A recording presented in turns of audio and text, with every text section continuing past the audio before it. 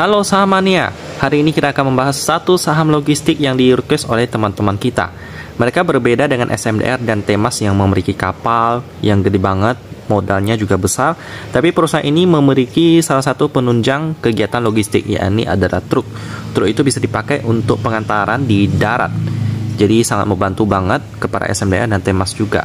Jadi bisa dibilang bergerak di bidang logistik, nggak perlu punya kapal yang gede-gede juga, tapi mereka bisa masuk ke sektor yang mungkin modalnya lebih kecil, biar nanti pelan-pelan dengan sektor logistik yang sangat dibutuhkan orang banyak, mereka dapat nabung dan semakin melipat gandakan ekuitas mereka, sehingga mereka juga akhirnya nanti bisa membeli kapal, bisa kapal tongkang ataupun kapal tunda, teman-teman. Nama perusahaan yang kita bahas pada kali ini adalah Utama Radar Cahaya Tbk ya, yang akan kita bahas pada video kali ini dengan kode emiten RCCC. Langsung saja kita lihat bagaimana sih prospek daripada perusahaan satu ini. Dari beritanya kita terlihat bahwa mereka menarikkan pendapatan 66 miliar rupiah. Aman-aman aja sih kalau kita lihat di sini ya, cukup biasa aja. Jadi kita langsung masuk ke sejarah daripada perusahaan ini yang masih cukup baru, dimana mereka didirikan pada tahun 2012, sekarang udah 2023, jadi udah 11 tahun, jadi masih cukup baru. Memulai aktivitas operasional di tahun 2014 dengan 4 armada truk, lalu berlipat banyak banget di 2018 menjadi 53 armada, lalu pada tahun 2021 menjadi 65 armada truk, dimana armadanya itu ada 4 jenis, ada dump truck, ada tronton tangki, lalu trailer tangki, lalu ada trailer losbak juga. Kita lihat satu persatu. Yang pertama adalah dump truck. Ini biasanya untuk mengangkut kerikil, batu bara, bahan-bahan tambang lainnya. Dump di sini artinya bukan tempat sampah ya, tapi dump itu pembuangan. Jadi misalnya mereka angkut, nanti mereka buang ke misalnya ke gudang atau ke kapal tunda untuk nanti ditransfer ke pembeli. Lalu ada juga yang ini mengangkut semen curah. Iya. Dimana tadi namanya adalah tronton tangki ya. Ini berbeda dengan trailer tangki. Meskipun barang yang mereka bawa itu sama, tapi teknologinya berbeda. Kalau yang ini sih kayaknya harus lebih cepat dibawa ya. Mungkin untuk yang jaraknya lebih dekat. Karena kalau semen itu kalau nggak diaduk seperti ini ya saudaranya ya. Ini yang ada pengaduknya ini diputar terus biar semennya itu enggak mengeras. Jadi kalau diaduk terus dia bisa lebih encer gitu. Jadi kalau nanti tempatnya lebih jauh pakai ini, biar nanti pas sampai masih bisa dibentuk. Kalau ini sih harus cepat-cepat sih. Lalu yang terakhir adalah trailer losbak.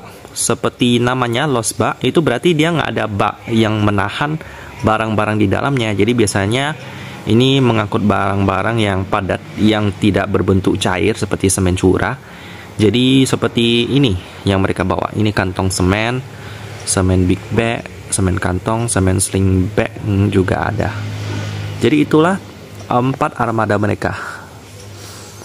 Kelihatan banget ya kalau sektor yang mereka tekuni ini, logistik ini lebih ke pertambangan sama pembangunan, bukan untuk barang-barang konsumen seperti belanja online, teman-teman. Jadi bagaimanakah prospeknya? Bisa dibilang bagus sih. Selanjutnya kita akan melihat pemegang sahamnya, di mana porsi publik itu 20%, masih aman, masih di bawah 50%. Lalu ada Gerora Rimba Jaya, dia memegang 77%. Kita akan lihat pemegang saham pengendalinya. Kalau kita lihat di sini juga aman-aman aja. Jadi kita langsung masuk ke laporan keuangannya. Bagaimanakah? Sekarang sih udah lapor sampai kuartal keempat tahun 2022. Bagus banget. Sangat up to date. Kita bandingkan dengan yang RT Business. Ini sepertinya ada di sini ya, final.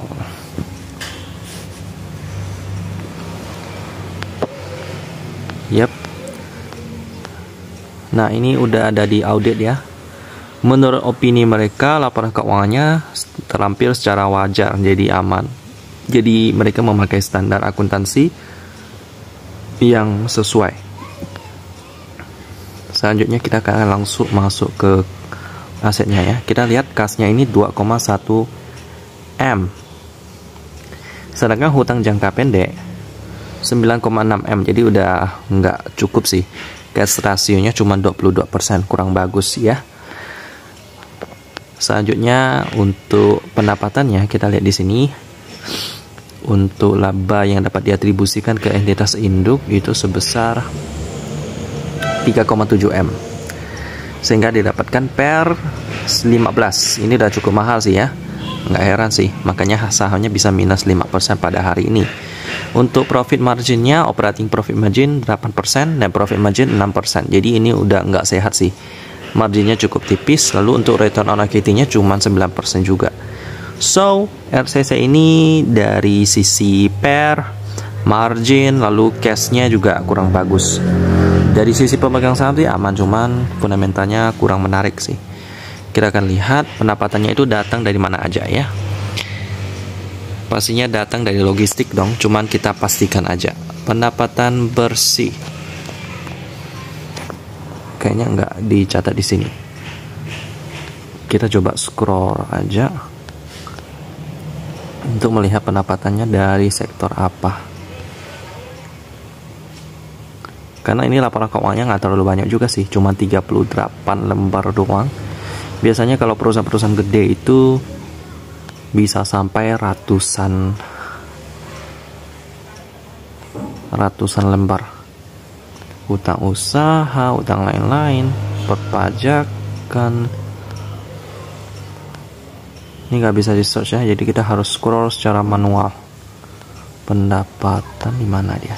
Bentar lagi kayaknya. Dividen, nih pendapatan. Jadi mereka ini bekerja sama dengan Indosemen Tunggal Prakarsa. Bisa dilihat tanggal 31 Desember 2022 dan 2021. Akun ini merupakan pendapatan jasa muat barang masing-masing sebesar 60 miliar dan 35 miliar. Pelanggan dengan jumlah pendapatan jasa muat di atas 5% sebagai berikut, yakni INTP ya ini ya. Ini dia sangat membantu perusahaan lokal ya, di mana 79% itu dilangani oleh INTP ini, 79%, gede banget. So ya, memang kebanyakan pendapatannya itu dari pengangkutan semen kali ya, seperti pengangkutan semen curah ataupun yang dalam bentuk loss back. Jadi kita udah lihat, sekarang kita akan lihat transaksi hariannya itu sebesar 643 juta ya, maksud saya ya, 643 juta rupiah. Ini di sesi pertama ini bisa dibilang cukup liquid ya. Cuman dari sisi cash ratio, pernya, marginnya kurang sehat. Jadi hari ini udah mentok sampai minus 7%. Berarti ini saham di papan akselerasi karena dia naik 10% paling tinggi, lalu turun paling tinggi juga 10%. Karena market cap perusahaan ini cuma 59 M. So, ya, listing boardnya acceleration. Baik, kalau ditanya apakah LCCC ini menarik, bisa dikatakan tidak teman-teman. Jadi kalau mau perusahaan yang bergerak di bidang logistik yang lebih menarik, saya ada beberapa diantaranya seperti SMDR, lalu ada TB juga. Jadi TB ini juga perusahaan yang bergerak di bidang logistik, khususnya batubara sih. Mereka ini punya hauling road atau jalan yang dari pertambangan ke pelabuhan. Mereka juga punya banyak sekali pelabuhan juga.